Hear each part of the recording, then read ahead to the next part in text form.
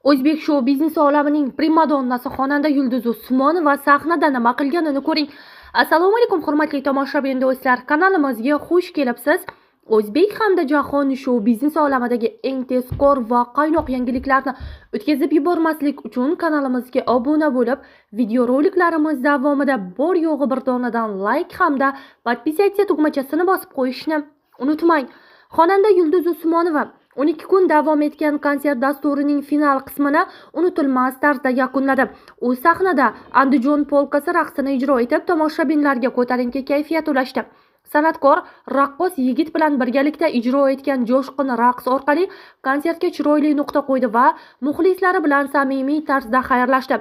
Tomoshabinlar esa ushbu chiqishni olqishlar bilan qarshi oldi. Parda ortida Yulduz Usmonova konsertda ishtirok etgan barcha jamoa a'zolariga o'z minnatdorligini bildirdi. Ijtimoiy tarmoqlarda ham muxlislar uning raqsini yuqori baholab, san'atkorga ijodiy muvaffaqiyatlar tilashdi.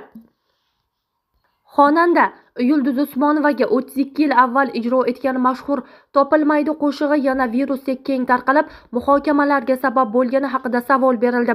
U qo'shiqning yaratilish tarixi haqida samimiy fikr bildirdi. San'atkorning aytishicha, ushbu qo'shiq avvalgi yillarda ayrim og'ir lahzalar, ya'ni yaqin do'stlaridan ayrilish holatlari fonida ijro etilgan.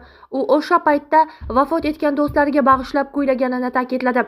Yulduz Usmonovaning so'zlariga ko'ra, bugungi kunda ushbu qo'shiq yangi talqinlarda qayta ommalashmoqda.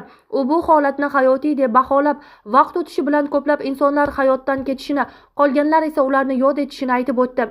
Har kimning ichida o'z nidosi bor, faqat inson o'zinikini his qiladi, deya qo'shimcha qildi xonanda. Uning fikricha, har bir tinglovchi bu qo'shiqni o'z tuyg'ulari va hayotiy kechinmalariga qarab qabul qiladi.